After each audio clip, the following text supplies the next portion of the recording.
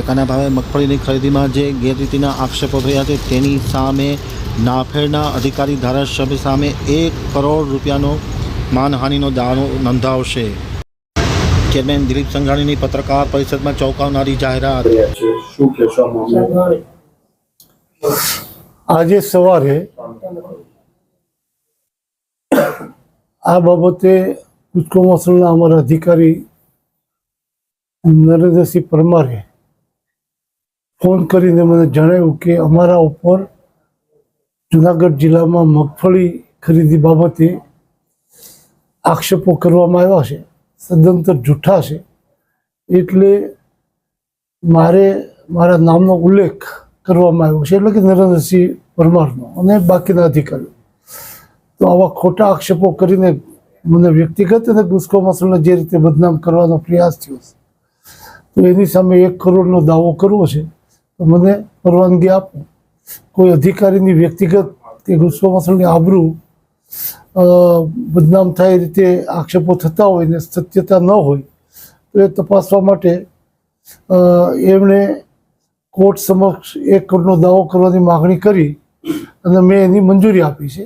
એટલે હકીકતો જે હશે, હવે જ્યારે અધિકારી આટલા હિંમતપૂર્વક દાવો કરવાની પરવાનગી માગતા હોય તો મને વિશ્વાસ છે કે આજ દિવસ સુધી એક પણ ફરિયાદ, કારણ કે કેન્દ્ર સરકારે 13 લાખ ટન મગફળીની ગુજરાતમાં ખરીદીની છૂટ આપી એ બદલ માન્ય પ્રધાનમંત્રી નરેન્દ્રભાઈ મોદીનો હું ખેડૂત સમાજ વતીને વ્યક્તિગત સહકારી ક્ષેત્રના માધ્યમથી એનો આભાર માનું છું કે એમણે કીધેલું કે ખેડૂતોને 1.5 ગણી કિંમત ટેકાના ભાવથી ખરીદાય એ રીતે હું નિર્ણય કરીશ, અને એવો નિર્ણય કરીને એમણે ગુજરાતના ખેડૂતોના હિતમાં આ નિર્ણય કર્યો।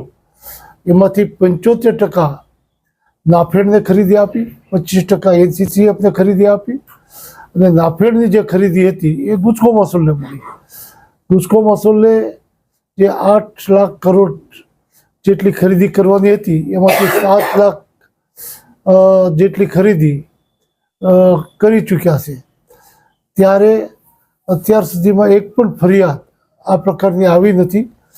જે દિવસે ખરીદી માન્ય ભૂપેન્દ્રભાઈ પટેલ અને રવિભાઈ પટેલના નેતૃત્વમાં આ બાબતનો નિર્ણય લેવાનો, કુચકો મસૂલને આ ખરીદી આપવામાં આવે છે, ત્યારે મેં અપીલ કરી હતી મીડિયાના માધ્યમથી, આપ લોકોના માધ્યમથી, ગુજરાતમાં એક પણ સેન્ટર પર કોઈ પણ પ્રકારની ગેરરીતિ હોય તમારી જાણ કરજો। ગમે એટલા મોટા નેતૃત્વની મંડળી સંકળાયેલી છે તો પણ ક્ષણના વિલંબ કર્યા વિના અમે પગલાં ભરીશું। જ્યારે આક્ષેપો માત્ર કેવા પ્રકારના થયા એ હજી મેં પોતા જોયા નથી।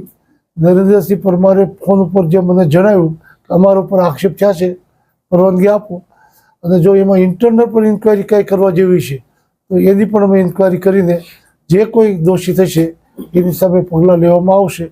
સવાલ એટલો છે, આ ખરીદીમાં બારદાન સમયસર જે મળવા જોઈએ એ મળતા નહોતા, એની ફરિયાદો મને વારંવાર અલગ અલગ સેન્ટરોથી આવતી, પણ ખરીદી નાફેડની હતી। અમે શરૂઆતમાં ટેન્ડર બહાર પાડ્યા ત્યારે નાફેડે અમને એવું કીધું કે આ બારદાન અમે પૂરા પાડીશું, અને સમયસર બારદાન નહોતા આવતા તો મેં નાફેડના ચેરમેન જેઠાભાઈને પણ આ અંગે ટેલિફોનિક વાત કરી અને એમણે પણ કડકાઈથી નાફેડના અધિકારીઓને સમયસર બારદાનો મળે એ પ્રયાસો કર્યા। એમાં જે એક અધિકારીની જવાબદારી હતી એમને સસ્પેન્ડ પણ કર્યા અને ઝડપથી બારદાનો આવે એવો પ્રયાસ એમના તરફથી પણ થયો, પણ જે બારદાનોનું ઉત્પાદન અને માંગ હતી એ પ્રમાણમાં પૂરતા બારદાનો નથી આવ્યા, અને એટલા માટે એ ફરિયાદ હોય તો એમાં કરપ્શન કે ગેરરીતિ ન કહેવાય, કારણ કે નાફેડ તરફથી બારદાનો જ ઓછા આવતા હતા તો સમયસર બારદાનો પૂરા નથી પાડી ગયા। આમ છતાં નિયમિતપણે ખરીદી સમગ્ર રાજ્યમાં કરવામાં આવે છે।